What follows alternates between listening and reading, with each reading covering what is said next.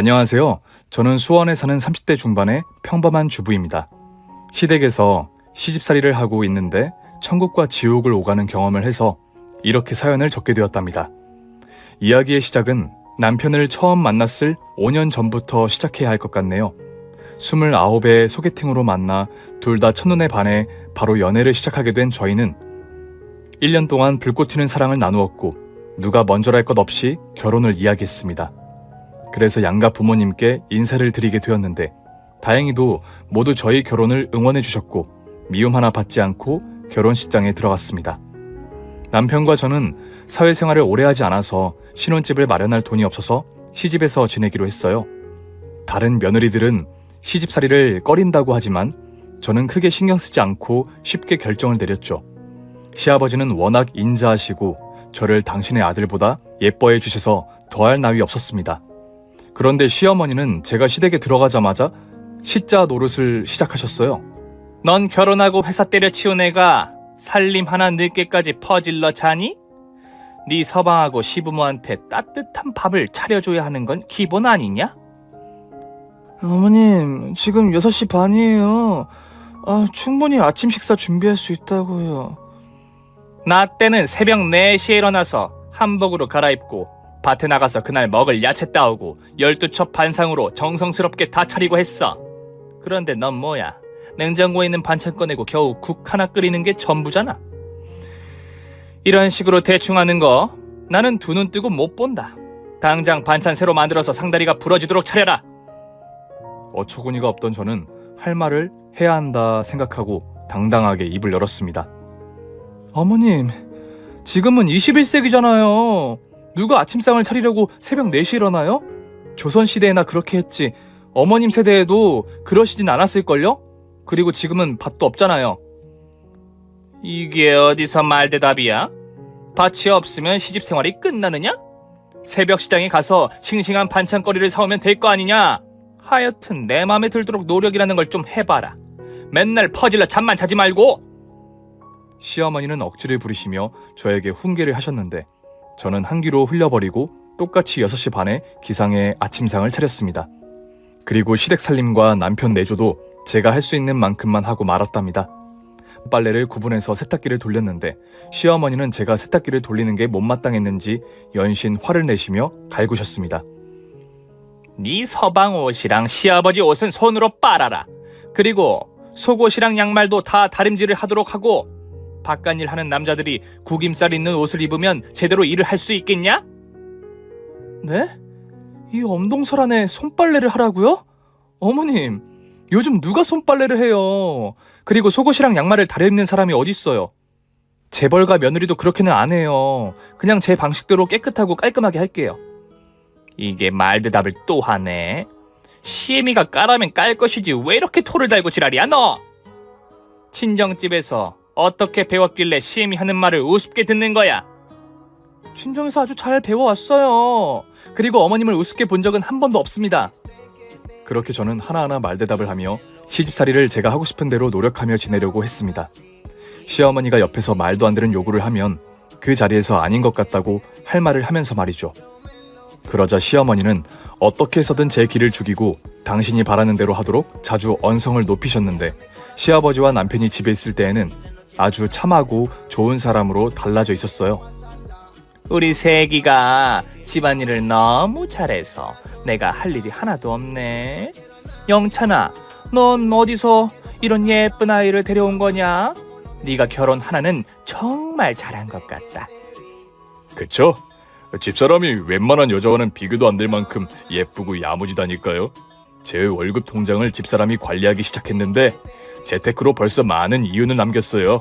진짜 현명하고 지혜로운 여자라니까요. 그래, 돈 관리를 벌써 새애기한테 맡긴 거야? 아무튼 좋은 결과가 있어서 다행이구나. 새애기가 우리 집에 오고 나서는 좋은 일만 연속으로 생기는 것 같다. 당신도 며느리가 차려준 밥 먹으니까 좋으시죠? 그럼 너무 좋지. 그런데 너무 새애기만 시키지 말고 당신도 같이 좀 해. 새애기가 들어왔다고 너무 손 놓고 있는 거 아니야? 새애기 손을 보니까 벌써 주부 습진에 걸린 것 같다고. 안 그래도 새애기 손을 보고 가만히 있으라고 말리는데 제 말을 듣지 않고 나서니 방법이 없어요. 당신이 좀 쉬엄쉬엄 하라고 말 좀 해줘요. 시어머니의 이중적인 모습에 조금 짜증이 나긴 했지만 자주 봐왔던 거라 그냥 무시해버리고 말았답니다. 또 남편에게 이 사실을 말하지 않았어요. 집안의 평화를 위해 이 한 몸 희생하는 게 낫겠다고 생각이 들었고 몇 년 뒤 좋은 아파트로 분가할 테니 조용히 참기로 한 거죠. 시집 온 지 몇 달이 지나도록 기강을 잡고 괴롭히려는 시어머니는 하나하나 받아치고 무시해버리는 저에게 이골이 났는지 트집을 잡지 않으시고 가만히 내버려 두더라고요. 그리고 무슨 재미있는 일이 있으신지 시댁에 거의 계시지 않고 밖으로 나돌기 시작하셨습니다. 저야 혼자 집안에 있으니 더할 나위 없이 편하고 좋아서 스트레스를 덜 수 있었죠. 그런데 시어머니가 저에게 돈을 요구하기 시작했답니다. 예. 너 그동안 영찬이 월급을 재테크해서 재미 좀 봤다며? 얼마나 재미를 본 거냐? 아, 그 애가 괜히 오버하는 거예요. 제가 하는 건 적금이랑 펀드 몇 개가 다예요. 남들 하는 만큼만 하고 있는 중이에요. 어쨌든 재미 좀 보고 여윳돈이 생겼다는 거 아니냐? 너 그 돈을 나한테 투자 좀 해라. 네? 어머님, 저희 돈은 나중에 분가할 때 쓰려고 모으는 거예요. 저희도 독립해서 새로운 가정을 꾸려야죠. 그러니까 내가 빨리 분가할 수 있게 도와주려는 거야. 너 나랑 사는 거 별로 좋아하지 않잖아. 나도 말귀 못 알아듣고 제멋대로인 며느리랑 오래 살고 싶지 않다고. 서로 윈윈 하자고 제안하는 거니까 나한테 투자를 좀 해봐라. 내가 요즘 노인 건강식품 사업에 몸을 담고 있는데 벌이가 아주 쏠쏠해. 어머님, 그동안 집에 거의 안 계시더니 일을 하고 계셨던 거예요? 그동안 밖에 나가서 친구들 만난다고 하신 게 다 거짓말이었던 거예요? 조용히 해라. 이건 너랑 나와의 비밀이다. 네 시아버지가 알면 괜히 사기를 당했느니 어쨌느니 하면서 난리가 난다고. 여하튼 네 시아버지 돈으로 투자를 해서 재미를 좀 봤다. 그러니까 너도 나한테 투자를 좀 해봐라. 어떤 사업이길래 얼마 되지도 않았는데 큰 수익을 보신 거예요? 지리산에서 직접 공수해온 여러 약초집인데 이게 암말기 환자도 살려내는 신비의 약이라고. 이걸 한 달만 먹으면 100살까지, 아니 120살까지 아픈 데 없이 건강하게 살 수 있는 만병통치약이야. 나도 이걸 2주 정도 먹어봤는데 3시간만 자도 힘이 불끈 솟는다니까. 말 나온 김에 너랑 영찬이 것도 줄까? 물론 공짜는 없으니까 100만 원만 주라. 100만 원이요? 건강식품이 뭐가 그렇게 비싸요? 만병통치약이라고 했잖니. 원래는 200만 원인데 너니까 반값에 주는 거라고. 어때? 너도 약 좀 사 먹고 투자도 해볼래? 내가 3개월 안으로 네 돈을 3배로 불려줄게. 어머님, 그거 아무래도 다단계 같은데요. 세상에 그런 신비의 약이 어딨어요. 다단계는 원래 처음에 돈을 잘 벌게 해줬다가 나중에 폐가망신 시킨다고요. 그거 빨리 그만두시는 게 좋겠어요. 세상에 누가 건강식품을 200만 원씩이나 주고 사 먹어요? 뭐야? 너 내가 그렇게 물러 터진 줄 아느냐? 많은 사람들이 공부하고 연구해서 만든 약재인 걸 내가 몇 번이나 확인했다고. 내가 연구소까지 가서 다 확인하고 논문도 읽고 다 했어. 시어머니는 전형적인 다단계에 빠진 사람처럼 말을 하더군요.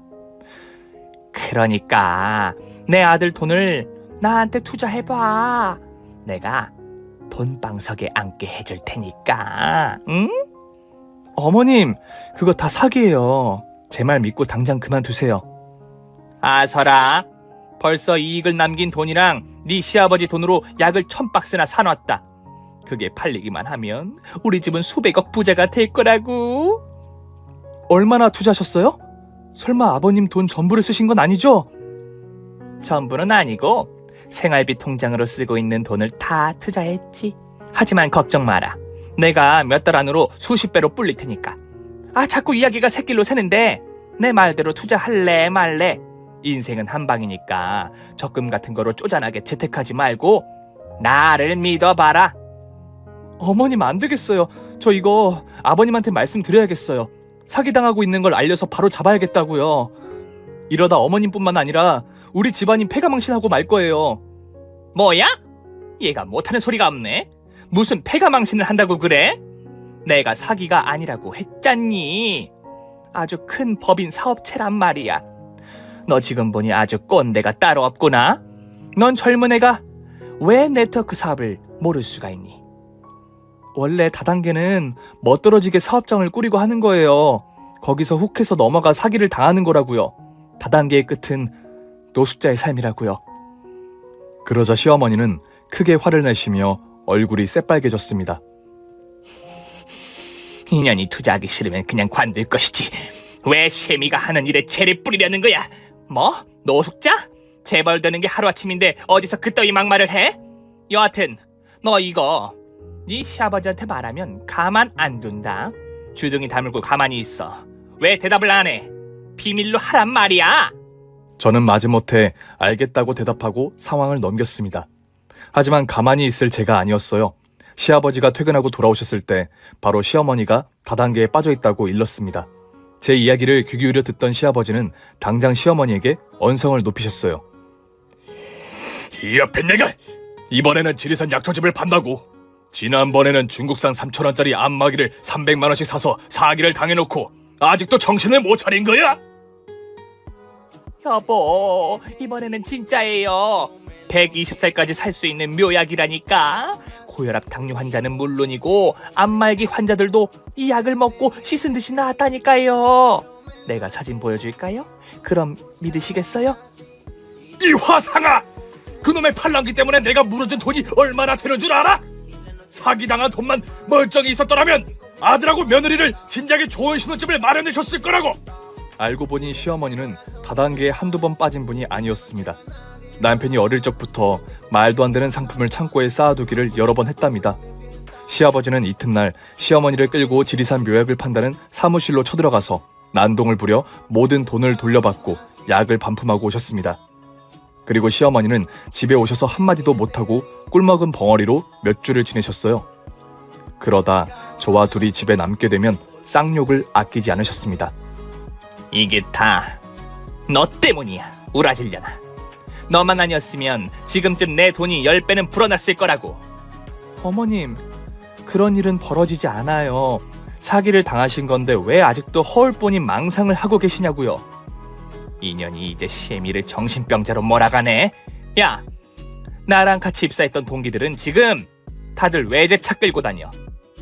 나도 네 주둥이만 아니었으면 벤츠 몰고 드라이브를 즐기고 있었을 거라고. 시어머니는 뼛속까지 다단계를 믿고 계신 데다 자금을 마련하려고 친구분들에게 전화를 돌렸답니다. 물론 바보처럼 신비의 묘약을 믿는 사람이 없어 돈 한 푼을 빌리지 못했죠. 그러다 시어머니의 언니들을 어떻게 구워 삶았는지 목돈을 마련하게 되어 다시 다단계 사무실을 찾아가 지리산 묘약을 대거 구매해서 창고를 빌려 판매를 시작했습니다. 이 사실을 시아버지가 다시 알게 되자 거품을 무시면서까지 흥분을 하셨어요. 이 옆엔 내가 아직도 정신을 못 차렸어. 당신 식구들한테까지 사기를 쳐야 속이 후련했냐? 더 말할 것 없어. 당장 환불하러 가. 앞장서. 내가 그 사무실 폐업시켜버릴 테니까. 내가 당신 돈으로 사업을 하겠다는 것도 아닌데 왜 난리예요? 그리고 지리산 묘약은 사기가 아니라고 몇 번을 말해야 믿겠어요? 난 이 사업으로 떼부자가 될 테니까 신경 쓰지 말고 당신 일이나 제대로 하세요. 나중에 내가 부자 되면 딴소리나 하지 말라고요. 아유, 이 답답아. 그렇게 말해도 못 알아듣고 친척들 돈까지 사기를 쳐먹어? 잔말 말고 환불하러 가. 싫어요. 난 떼부자 될 테니까 괜히 재뿌리지 말고 잠자코 있어요. 시어머니가 말을 듣지 않자 시아버지가 집에서 내쫓으려고 하셨습니다. 그렇게 다단계가 좋으면 이 집에서 나가. 그렇게 사기당하고 정신 못 차릴 거면 이 집에서 나가란 말이야. 나가서 당신 하고 싶은 대로 남의 등 쳐먹고 살라고. 채! 누가 그러면 무서워할 줄 알았어요? 그래요. 나도 당신이랑 사는 거 이골이 났어요. 내가 하는 일을 맨날 무시만 하고 인정해주지 않는 남편 필요 없다고요. 나중에 나 재벌되면 콩고물 얻어먹겠다고 찾아오지나 마요. 재벌이 되겠다고? 하! 진짜 힘 빠진다. 나가. 당신 마음대로 하고 살든지 말든지 마음대로 해. 시아버지는 끝까지 당신이 하는 일이 진짜 대단한 일이라며 다단계를 부정했습니다. 텔레비전이나 주변에 다단계에 빠진 사람들을 구제하는 게 불가능하다더니 정말 그랬어요. 시어머니는 과거 이력도 있는데 정신을 차리지 못하더라고요. 그래서 저는 집을 나가는 시어머니를 잡지 않고 그냥 떠나가게 두고만 보았습니다. 이런 말 하기 뭐하지만 시어머니가 집을 나가시니 집안이 평화롭고 아늑했어요. 이런 시댁이라면 평생을 살아도 괜찮을 것 같다는 생각이 절로 들었죠. 한편 시아버지는 내쫓은 시어머니가 일주일 동안 연락도 없고 돌아오지 않아 걱정이 되셨는지 식사도 거의 못하시고 잠도 제대로 못 주무시는 것 같았습니다. 시아버지는 먼저 연락하면 시어머니의 고집을 꺾지 못할 것 같다며 밖에 나가서 개고생을 하면 정신을 차리고 돌아올 거라 하시며 가만히 기다리자고 하셨어요. 하지만 시어머니는 한 달이 지나도 집에 오시지 않았고 어떻게 지내는지 소식도 들려오지 않았습니다. 이에 시아버지는 걱정이 많이 되시고 스트레스를 많이 받으셔서 살이 10kg나 금세 빠지셨답니다. 아버님, 내일은 저랑 어머님이 일하는 사무실에 가볼까요? 어머님 걱정 때문에 몸이 너무 많이 상하신 것 같아요. 아니다. 네 시엄마가 정신을 차리려면 시간을 두고 기다리는 게 좋을 게다. 우리가 말로 타이른다고 돌아오지도 않을 테니 지금으로선 모른 척하고 가만히 기다리는 게 최선인 것 같다. 시아버지는 시어머니가 다단계에서 스스로 빠져나오길 기다리셨는데 길바닥에 주저앉는 상황이 오면 정신이 들 거라며 나서지 말자고 하셨습니다. 그렇게 시간이 계속 지나가며 시어머니가 집을 나가 산지 두어 달이 지났을 때 저희 부부와 시아버지가 주말에 산책을 나갔는데 스포츠카 한 대가 굉음을 내며 달려오다가 저희 앞에 멈춰 섰습니다.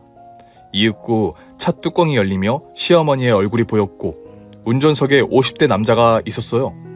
이게 무슨 상황인지 인지하지 못한 저희는 놀란 얼굴로 시어머니가 무슨 말을 할지 기다렸답니다. 여보, 아들, 며느리, 다들 안녕한가? 나 없이 집안이 제대로 굴러가지 않나 보네. 당신 얼굴이 반쪽이 됐어요. 당신 지금 뭐 하는 거야? 이 스포츠카는 뭐고 옆에 젊은 남자는 누구야? 이건 내가 신비의 묘약을 팔아서 마련한 차야. 그리고 이 남자는 내 애인이지. 어때? 맨날 나를 구박만 당하는 여편 내가 이렇게 성공한 모습을 보니까 배알이 뒤틀리지? 뭐야? 애인? 당신 식구들 앞에서 창피하지도 않아? 자식들 보기 민망하지도 않냐고. 뭐가 창피해? 어차피 당신이랑 나 이혼할 거 아니었어? 날 집에서 쫓아내놓고서 다시 돌아갈 거라 생각하고 있던 거야? 당신 욕심도 많네. 기가 막혀 말이 안 나오네. 그래서 젊은 상간남이랑 외제차 끌고 와서 자랑하려고 온 거야? 그런 것도 있고 이혼 서류 전하러 온 거야. 자, 이거 받아. 도장 찍고 법원에서 보자고. 시아버지는 봉투를 건네받고 헛웃음을 지었습니다. 그러자 시어머니는 저와 남편을 보고 너희들도 참 딱하다. 언제 돈 마련해서 독립하려고 그러니? 세기, 네가 내 말을 듣고 돈을 투자했더라면 지금쯤 좋은 아파트 얻어서 나갔을 텐데 말이야. 지금 시애미가 성공한 거 보니까 어떠냐? 후회되지? 라며 비아냥대셨습니다. 하지만 저는 시어머니가 다단계로 돈을 번 게 하나도 부럽지 않았고 젊은 애인을 자랑하는 건 몹시 불쾌했답니다. 시어머니는 한참 동안 자랑하는데 시아버지가 등을 돌리고 집으로 들어가시자 차에 시동을 걸고 떠나가셨네요. 그렇게 시아버지는 이혼 서류에 도장을 찍고 긴 한숨을 내쉬며 저희 부부에게 말씀하셨습니다. 니들 얼굴 보기가 부끄럽구나. 니들 엄마를 내가 제대로 외조했더라면 이런 일이 없었을 텐데 미안하구나. 아버님 아니에요. 아버님이 무슨 잘못을 하셨다고 사과를 하세요. 원래 다단계에 빠지면 가족이고 뭐고 다 내버린다고 하잖아요. 어머님은 돌아올 수 없는 강을 건너신 거예요. 이제 누가 말리고 설득한다 해도 돌아오시지 않을 테니 이혼하시는 게 100번 낫다고요. 맞아요, 아버지. 저 어렸을 때부터 엄마가 다단계에 빠져있던 걸 생각하면 정말 신물이 나요. 이제라도 벗어나는 게 잘된 일이라고요. 엄마가 앞으로 어떻게 살든지 신경 끄고 살자고요. 아버지도 엄마 보란듯이 좋은 여자 만나서 재혼하시도록 해요. 망측하게 무슨 재혼을 하라는 거냐? 네 엄마한테 하도 당하고 살았더니 여자는 무서워서 만나고 싶지 않구나. 그리곤 시원하게 이혼 서류에 도장을 찍으셨고 며칠 뒤 법원에 다녀오시며 시어머니와 남남이 되셨답니다. 그래서 저희 가정은 평안하고 아주 조용하게 변했습니다. 하지만 시아버지의 마음이 좋지 않으셨는지 계속해서 식사를 거르시고 우울한 날들을 보내셨어요. 그래서 남편과 상의를 한 끝에 좋은 어머님을 소개해드리고 했습니다.